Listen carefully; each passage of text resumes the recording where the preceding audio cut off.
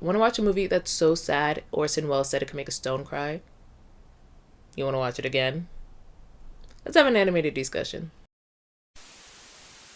Make Way for Tomorrow follows a couple who have lost their home and have to live apart because none of their grown children will take them both in.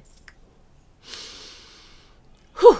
This movie stars Victor Moore, Balua Bondi, Faye Bainter, was written by Vina Del Mar, Josephine Lawrence, and Helen Leary, and was directed by Leo McCarey. You know those programs where they take kids to prison so they could stop doing bad things? This movie is like a scared straight program for what happens if you don't work on your retirement plan. I hate this movie in the sense that I hate emotions and feelings and things that make me call my therapist. But it's a really good movie. And it's a good movie because it's willing to talk about the things that Americans aren't always willing to talk about. This is a very taboo subject in America to an extent. We have sitcoms where people will talk about having to put their parents in a home, but we don't have whole movies or whole sitcoms really dedicated to it. Americans don't really tend to respect elders the way other countries do, other cultures do, in a way that honestly I see is pretty dangerous. Other cultures tend to revere and honor elders because of the wisdom they share and the experience that they have that we can glean from. Americans really tend to revere and worship youth. And then once someone is older, they tend to think they have nothing of value, which is not good. And a country is only as strong as its weakest link and how its weakest link is cared for. And the way that Americans tend to care for the elderly is not the best. And so, as a result of that, I really like the fact that this movie is willing to touch on tough subjects that aren't always talked about. And I think this is also why Orson Welles said it's one of the saddest movies he's ever seen.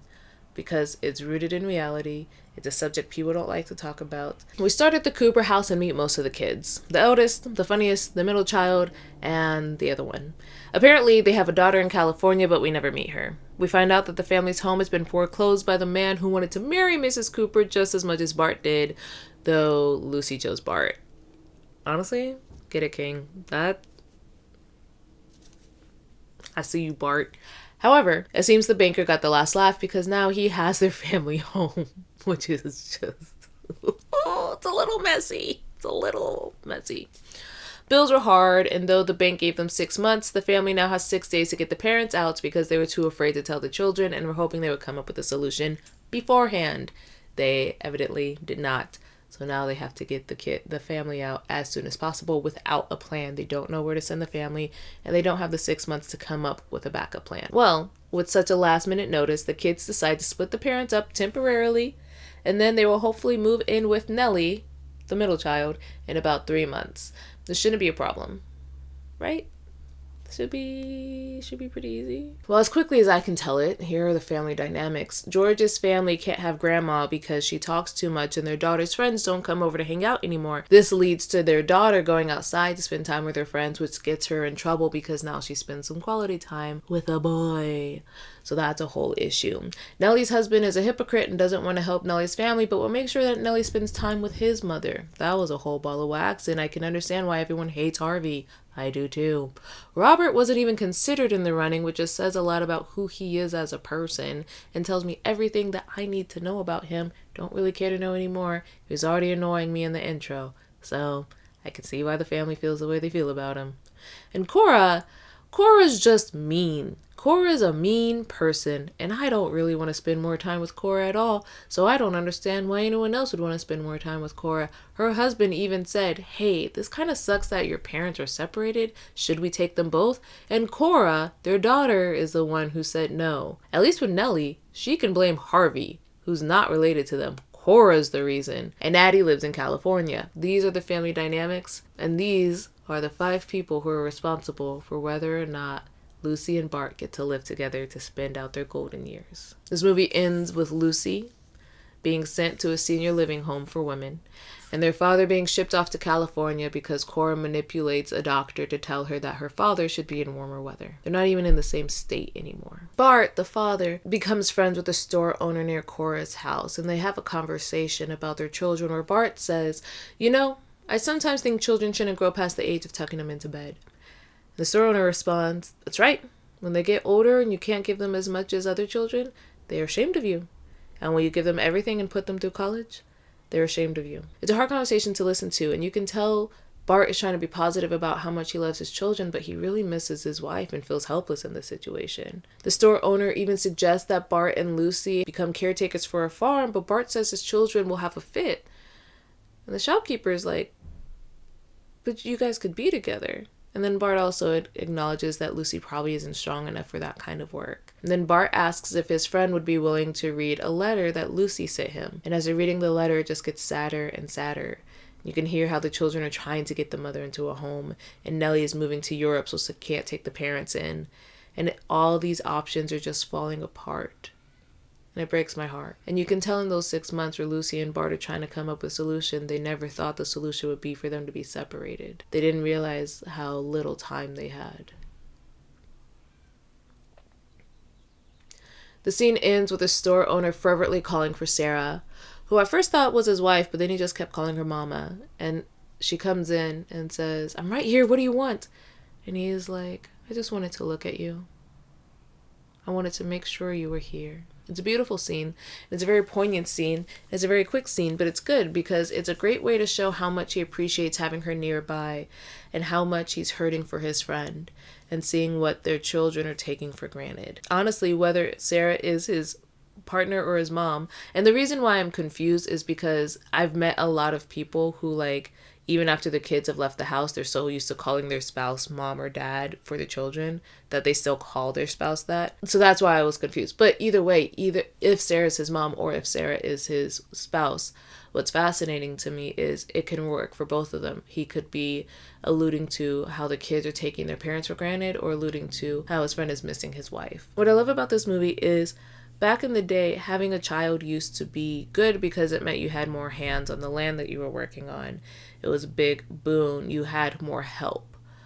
Later, it became children were more of a liability and less of an asset, where having a child was good to keep the population high, but beyond that, children really didn't get to help because child labor laws, which are important, kids had to go to school, kids had to do this, and then with school came sports and extracurricular activities, and so having a kid used to mean you would be able to make more money because you had more help, and now having a kid means that it costs more money. And I am not advocating for no child labor laws. I want to specify that. But what I do want to say is there is less of an incentive except for love and family to have kids. And while love and family is a beautiful incentive, it is also expensive. And so if you really want love, it's cheaper to get a dog.